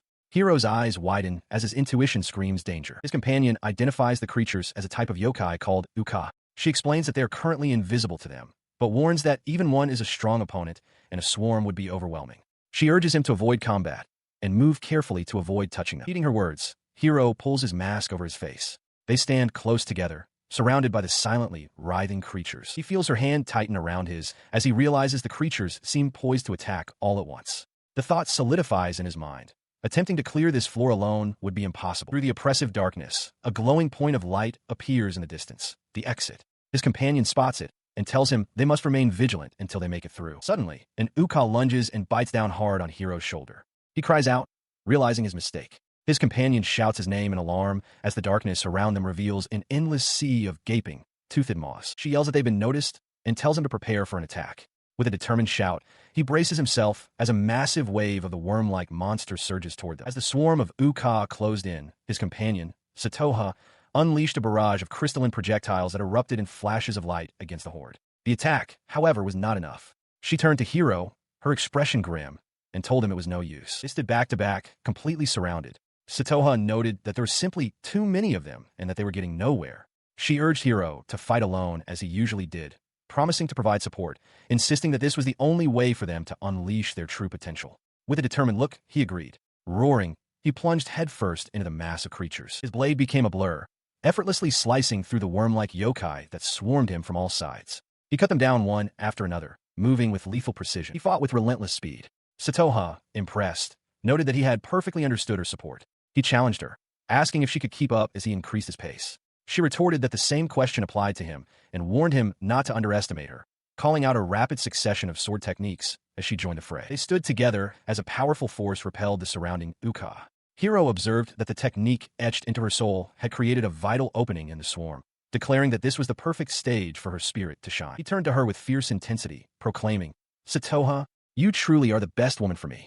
She stared back, her face flushing as she stammered in surprise. He then took a powerful stance, declaring he would become a flower blooming on the battlefield. From behind, Satoha watched him, completely captivated and thinking how incredibly cool he was as he prepared to unleash a secret sword technique. With a thunderous cry of "Dragon Eater," he unleashed a devastating flurry of slashes, carving a path through the dense horde of monsters. Having cleared a path, he swiftly scooped Satoha into his arms and began to run. He pointed toward a brilliant column of light in the distance, identifying it as the way to the exit and declaring that they would break through. He looked down at her, urging her to pray that the vortex of calamity would be swept from their path. Overwhelmed, she could only look up at him with wide, shining eyes, her hand covering her mouth in speechless admiration. She beams with excitement, held securely in Hiro's arms as he sprints away from the pursuing swarm. "Leave it to me," she declares with confidence. In response to her words, she unleashes a barrage of energy from her outstretched hand, intercepting the lunging creatures and blasting them apart in flashes of light. As they continue their escape, she calls out his name cheerfully. He, still focused on their path, asks what she wants. She admits that while she knows this is incredibly dangerous and something they should never do, she can't help but feel a thrill. All the while, he leaps and dodges, navigating the treacherous path through the remaining monsters. Her exhilaration is undeniable as she shouts, "I'm having so much fun." The declaration catches him off guard, his eyes widening in surprise beneath his mask. A moment later, he finds himself agreeing with her sentiment. "Me too," he admits, then urges her to ride the momentum. She readily agrees as they dash forward into the distance. Their sprint carries them across a narrow causeway, surrounded by towering pillars, leaving the fourth floor behind them. Taking a moment to rest and refuel, he unwraps a snack. He remarks that since this dungeon has 8 floors, they're now halfway through. It was wise, he notes, to prepare food for a time-consuming B-rank dungeon like this one. She gazes out at a breathtaking view of a city illuminated by night, the moon hanging in the sky. She reflects that high-difficulty dungeons have many floors, unlike those that end after just one. Even though they're only halfway done, she muses, it must already be late in the real world. Reaching another junction, she wonders aloud if they've leveled up from their recent battles. "Let's see," he replies, agreeing to check their status as she offers him a small item. He checked his status and confirmed his suspicions. He had indeed leveled up and, to his surprise, acquired 2 new titles. Beside him, Satoha excitedly requested a limited edition matcha latte. She eagerly asked what the new titles were. His status screen revealed he was now level 76, and the new titles were Blade of the Third Month and A Good Match. He admitted that without reading the description for A Good Match, its meaning was unclear. Satoha, however, understood the first one, explaining that Blade of the Third Month signified a great vessel that shines brightly, illuminating others like the full moon. He found the explanation as cryptic as his Heavenly General's tactic skill. She then turned her attention to the second title, A Good Match. Her curiosity piqued. He hesitated, a look of uncertainty crossing his face. The title's description materialized before them. It spoke of a well-suited pair, inseparable in times of peace and united as one on the battlefield, watching each other's backs. It described a man and woman who feel incomplete when apart. The title granted a boost to physical abilities when he brought her to the battlefield. They both stared intently at the screen, absorbing the profound implications of the words. The meaning settled in, and Satoha's face flushed a deep crimson. She began to stammer and wave her hands frantically, completely overwhelmed. Concerned, Hiro simply told her to calm down. Meanwhile, high above on a stone pillar, 2 imposing figures observed from the shadows. One mentioned a grand summoning ritual, stating they must first verify the title's details.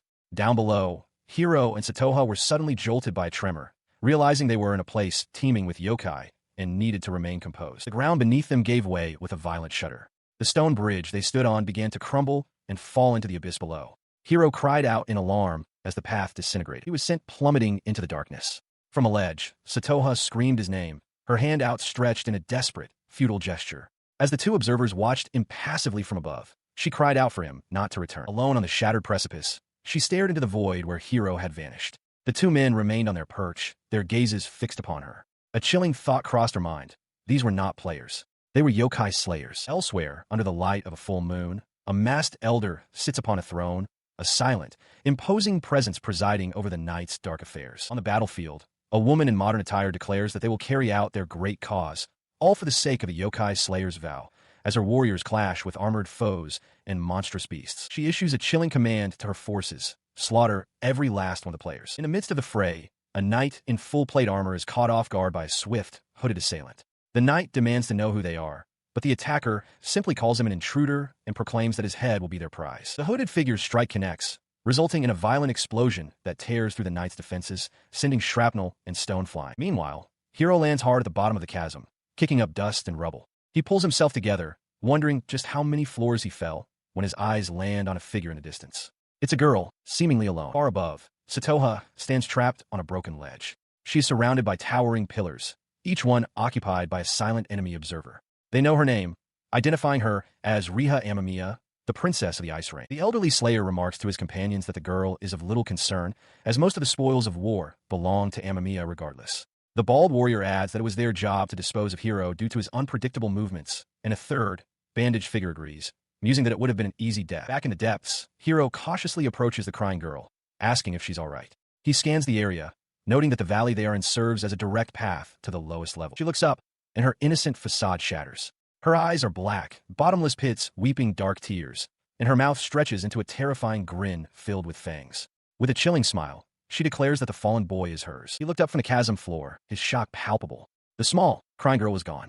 In her place, a monstrous creature with the upper body of a woman and the lower body of a giant, white centipede, descended the sheer rock wall. Its segmented form scraped against the stone as it moved, and he could only stare, wondering what this new horror was. This creature was the Centipede Princess, a B-rank dungeon boss.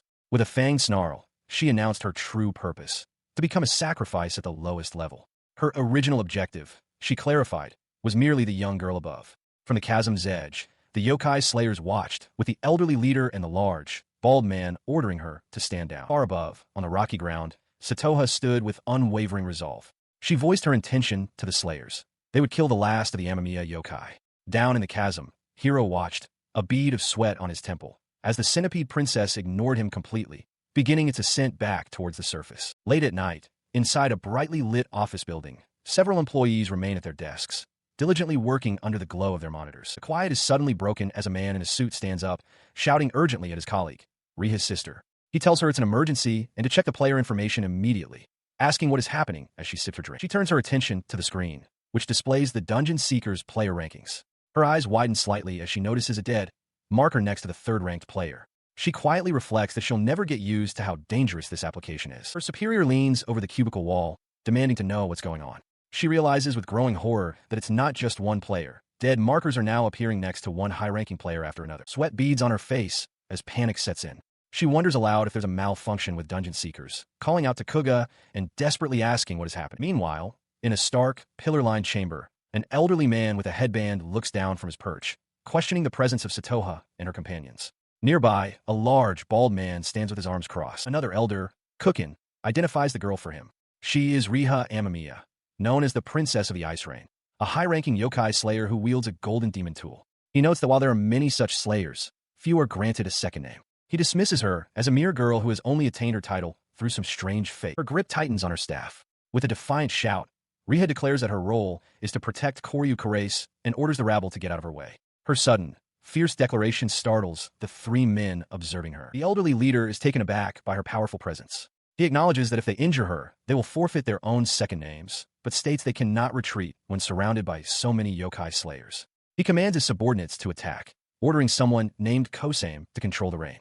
Riha's expression hardens, ready for the fight. As the two warriors lunge forward, Riha unleashes her power. A dozen crystalline, diamond-shaped constructs materialize in the air around her, stunning her opponents. The crystals then morph and elongate, transforming into a deadly arsenal of polearms, spears, and other bladed weapons. She stands amidst a storm of spectral light, her eyes closed in concentration. An arsenal of glowing weapons, spears, halberds, swords, and scythes materializes around her. This is her power, the inherited great armament, imaginary exhibition style, known as Ayasame, the Blue Ring. With a sharp, determined gaze, she points a single finger forward. Her opponent, the elderly warrior, stares in disbelief, sweat beading on his brow as he realizes countless weapons now surround the princess of the ice rain. At her silent command, the weapons streak through the air. Her two other assailants, the masked man and the muscular brawler, leap and weave to deflect the barrage. Their leader roars at them not to be afraid, insisting that the weapons are no threat if they are dealt with one by one. Heeding his words, the two warriors charge directly at her, shouting for her to prepare herself for the end. As they close in, her form wavers and turns translucent. She remains perfectly still, thinking to herself that all she needs to do is vanish, as if she were never there at all. Their attacks connect with nothing but empty space, passing harmlessly through the afterimage. The muscular man looks around in a panic, demanding to know where she went. Even their leader is stunned by her sudden disappearance. In a silent, dark void, a woman with long, white hair stands impassively. The silhouettes of the enemy's weapons fade into nothingness around her. Back on the floating dais, the three men are bewildered. The elderly leader recognizes the technique as a ritual of the Amamiya clan. He reasons that her presence can no longer be felt and tells his men to calm themselves, assuming she must have fallen. He throws his arms wide, ordering them to prepare for an attack from any direction. He declares that no matter what kind of ritual it is, there must be some sign of killing intent or a premonition before an attack. His words are proven false in an instant. A spearhead erupts from the chest of a fourth man standing among them. As the muscular warrior shouts in shock, the masked man is also impaled from behind. The first victim stares down at his fatal wound, his mind reeling in confusion as blood spatters the ground. He is suddenly impaled by a storm of projectiles, his body erupting in wounds. He stumbles back in disbelief, having felt no killing intent or premonition of an attack. Nearby, the elderly man watches in horror, demanding to know what is happening as small, shadowy figures leap through the air. The assault is relentless. Another of their comrades is struck and falls screaming from a high pillar. The elderly man can't see or sense anything, unable to discern the nature of this death-inducing rain. Gritting his teeth in fury, he realizes this must be the technique known as the Eastern Rain. The source of this magical ambush reveals himself, a small, goblin-like creature kneeling atop a pillar, chanting. He declares the activation of a magic power barrier, a technique that seals the superior magic of his opponents, rendering them unable to even trace his location. He sneers, convinced that the moment they entered his domain, their defeat was sealed. His gloating is cut short by a brutal, sweeping impact that smashes directly into his face. He is sent flying backward, tumbling through the air. His attacker is revealed to be Riha Amamiya, poised gracefully on a floating platform with a spear leveled at him. Her spear strikes the pillar where the creature stood, shattering the stone platform in a powerful explosion of force. The attack reveals its true purpose, dispelling an illusion. The real Riha Amamiya stands over a duplicate of herself. She tells the illusion that its efforts are useless, stating that she is the only one in this world who can find herself. Meanwhile, the elderly man is caught in the blast from a shattered pillar, sent tumbling helplessly through a thick cloud of dust and debris. He lands hard on the ground, defeated. As Riha Amamiya walks toward his prone form, she tells him to surrender, declaring that any further fighting is meaningless. She stands over him, explaining that there are many things they need to investigate. Then, she addresses him by a familiar name, Amamiya. She stands over the defeated man, questioning his garbled words. She declares that if his clan hadn't fallen from grace, they would never have needed to become dungeon seekers. The 1,000-year-old techniques of the yokai slayers, she proclaims, must be passed down only to those who carry that pride. Her expression hardens as she continues, stating that because of his actions, their victory has now become a stain on their name. She commands him to be silent and remember the noble pride of the yokai slayers, a pride he has forsaken. In response, the old man erupts in laughter. He mocks her, telling her to continue living with her sister while selling out the Amamiya name. He then declares his own victory is at hand, unleashing a powerful magic seal from his hands as he roars for her to witness the true pride of the yokai slayers. The seal detonates in a blinding, violent explosion, shattering the ground around it. Thrown back by the concussive force, Riha rides a large shard of debris, a look of disbelief on her face as she realizes he chose to self-destruct. As she flies through the air, a crucial thought surfaces. Their perception of the situation is fundamentally wrong. Meanwhile, deep within the dungeon, Quirce continues his battle against the centipede princess. Riha is certain that even without her assistance, he possesses the strength to defeat the final boss of this lowest level. The centipede princess lunges forward, completely unscathed by his previous attack. He recoils in shock, wondering how she could use a legendary class magic power barrier for defense. Before he can react, the creature is already behind him. He spins around, barely managing to parry a devastating downward strike with his blade. A trickle of blood runs down his cheek from fresh cut. It was too close, he realizes. Every one of her attacks is swift, powerful, and heavy, a true killing blow. He watched as the centipede princess scuttled forward, her numerous legs clicking against the ground. She was strong, she declared, far more powerful than any foe he had faced before. Her overwhelming presence did not intimidate him. Instead, a wide, almost manic grin spread across his face, a trickle of blood marking his cheek. This was exactly what he expected from a B-rank dungeon boss. This was the kind of challenge he craved. Quirce stands his ground, katana ready, as the colossal centipede princess, Mukadheim, looms over him. Her countless sharp legs strike the ground around him, a chaotic cage of chitin and fury. He grits his teeth, a trickle of blood running down his cheek. He realizes this foe is on another level entirely. Its tough exoskeleton combined with high-speed, multi-directional attacks makes it far superior to any enemy he's faced. The previous bosses were easy by comparison. With a grim smile, he resolves to put everything he has into defeating her. He dashes forward, taunting the beast. "Hey, centipede princess," he shouts, beckoning her. "Over here." He then leaps high into the air, using one of the massive pillars for leverage. Below, Mukadheim looks up, her long, grotesque tongue lolling out as she tracks his ascent. The creature's massive, segmented body surges forward with incredible speed, chasing after him. As she passes directly beneath him, he looks down with a confident smirk. "You took the bait," he thinks, his plan falling perfectly into place. He dives, knowing a simple linear attack won't pierce her hide, and that evasion is impossible. He prepares a special technique, shouting, "Secret sword, dragon's breath. Devour this." In response, Mukadheim opens her maw, ready to counter. But the princess unleashes a surprise maneuver. Instead of attacking with her mouth, she contorts her massive body and sprays a powerful jet of dark fluid from the tip of her tail. Koryu can only watch in shock as the unexpected assault rushes toward it. The jet of fluid slams into him with immense force. This is bad, he realizes, identifying it as a black lacquer magic wall. The impact sends him hurtling backward, crashing violently against a stone pillar. He lies broken on the ground, battered and bleeding. He can't believe it. Even after deploying his strongest magic wall, he still sustained this much damage. His energy is spent. His secret sword had been dodged, his magic wall shattered. The illusions he conjured were a pale imitation of his true combat prowess, and it was now clear why Satoha had warned that he could not handle this alone. He realized with grim certainty that his blade, sharpened through their special training, would not reach the centipede princess. The memory of their training surfaced, a time when, thanks to Satoha's guidance, he had become capable of consistently defeating C-rank dungeon bosses. She had warned him then about his recklessness, a caution he had readily accepted. She had specifically mentioned an evolved skill he'd recently acquired, the special art, the indomitable man's form, and had given him a strict order, do not use it. He had questioned her, unable to understand why he shouldn't use such a powerful skill. Satoha had explained that the problem lay in its very nature. The skill, the indomitable man's form, was born from the experience of a warrior who constantly faced death. Its passive effect granted an unyielding spirit against any fear, while its active component allowed the user to push beyond their physical limits. She had made her intentions clear. If he ever chose to use that skill, she would be forced to stop him. He had asked why she would go to such lengths, and her answer was simple. It was to protect him. Back in the present, the weight of her words hung in the air. He knew the risks of the skill were immense, and the backlash from exceeding his body's limits was unknown. Yet, a manic grin spread across his face as he realized that if he could win, his sword would grow even stronger. As Satoha cried out his name in alarm, he accepted the grim reality. If he survived this fight, the battle to come would surely consume him. She moved to intercept him, her spear leveled. She declared his current condition too dangerous for battle and warned him against proceeding further down this path. Her hand rested on his shoulder as she softened her tone, apologizing for her harshness. But she maintained her stance, explaining that if he insisted on fighting, the words trailed off as a shared look of shock and apprehension passed between them. He stands silently as Satoha places a hand on his chest, warning him that he will surely break if he proceeds. After a moment, he acknowledges her words, understanding the risk. His attention snaps back to the fight. He stares in disbelief at the twitching leg he had barely managed to sever from the centipede princess, realizing with horror that the creature was already regenerated. He kneels, struggling to recover. To him, the creature should be nothing more than a mindless beast, yet its power is overwhelming.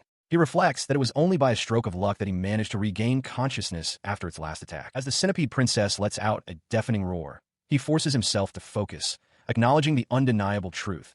The creature is immensely powerful. Therefore, he must consider the worst possible outcome. An image forms in his mind, a scenario where he has been defeated, leaving Satoha to face the monster by herself. His resolve hardens. He is not fighting simply for the sake of battle, but for her sake, as the monster's tail whips through the air toward it. In response, he plants his feet and raises his blade, channeling immense power into it. With a defiant shout, he unleashes the forbidden technique, the indomitable man's form. The creature's tail slams into the earth with devastating force, but he is already in motion, leaping clear of the impact. An explosive torrent of magical energy surges through him. As the centipede princess recoils, he grits his teeth, enduring the immense strain on his body. The backlash is immediate and brutal. He feels his bones creak and his muscles tear as blood bursts from his limbs. His body is breaking apart under the immense pressure of the technique he has unleashed. He endures the agony tearing through his body, but an overwhelming sense of omnipotence devours it all. As the centipede princess lunges, he meets her gaze with a blood-soaked, determined grin. With this newfound power, he feels no fear. He deftly evades her clawed strike, his thoughts clear. If this is for her sake, he has nothing to dread. The monster's segmented tail smashes into the ground where he stood just a moment before. The near miss only fuels his fervor. A wide, almost manic grin spreads across his bloodied face as he stares down his monstrous opponent. Fueled by this wild energy, he leaps forward, sword raised high. He declares that it's time for the main dish as the centipede princess rushes to meet his charge. He brings his blade down with a furious roar, commanding the beast to be devoured. He unleashes his secret technique, Dragon Eater. The sword slices cleanly through the monster's torso. The strike bisects the centipede princess completely. As her two halves fly apart in a shower of white energy, a thought crosses his mind. She's being devoured so deliciously. But his triumph is short-lived. As his body goes limp and he begins to fall, he realizes with a jolt of alarm that the skill's activity limit has been reached. Before he can crash to the ground, a figure darts through the air. Satoha catches him securely in her arms, breaking his fall. She holds him, a gentle smile on her face as she tells him he's overdoing it. His face caked in blood, Hiro manages to thank her. Satoha playfully asks what he would have done if she hadn't been there. Satoha reflects that while he is nearby, she's noticed he's pushing himself too hard. She decides he should rest quietly for now. A system notification appears, granting them the title Good Match, a status for a compatible pair whose physical abilities are enhanced when together. She watched as Hiro drifted downwards into a strange, dark world filled with floating bubbles. He felt the backlash from his skill, but it was a sensation unlike any he'd known, painful, yet strangely pleasant. His conscious thoughts began to dissolve, replaced by pure instinct. As his consciousness faded, a vision flooded his mind, a montage of joyous moments spent with Riha Amamiya. Every memory was filled with her laughter and smiles. The warmth of these memories seemed to coalesce into a single figure. Satoha reached out to him, her smile radiating a warmth that filled him with a sudden, unshakable confidence. He felt a gentle touch on his face as his eyes fluttered open. Satoha was looking down at him, her hand resting on his cheek as she softly asked if he was awake. She smiled, her face filling his vision, and advised him not to move. She explained that she was still in the middle of performing a healing technique. He blinked, trying to get his bearings, and realized he was resting his head on her lap in a vast, desolate landscape. He asked where they were, and she calmly replied that it was the reward room. His gaze drifted upward from the rocky ground to the sky above, which was filled with a breathtaking, shimmering, celestial display. Satoha followed his gaze, explaining that they had been transported to this place while he was unconscious. She noted that it looked like the reward items were already gone, but then she paused. He looked back at her, a decision forming in his mind. It was time to be honest. The thought was simple and clear. She was beautiful. She seemed to sense his thoughts, asking if they should stay together for as long as time allowed. But as he looked at her, another truth surfaced in his mind. He was in love with Riha Amamiya. Satoha's smile widened, as if she heard this thought as well. She affirmed his feelings, calling them fierce and wonderful.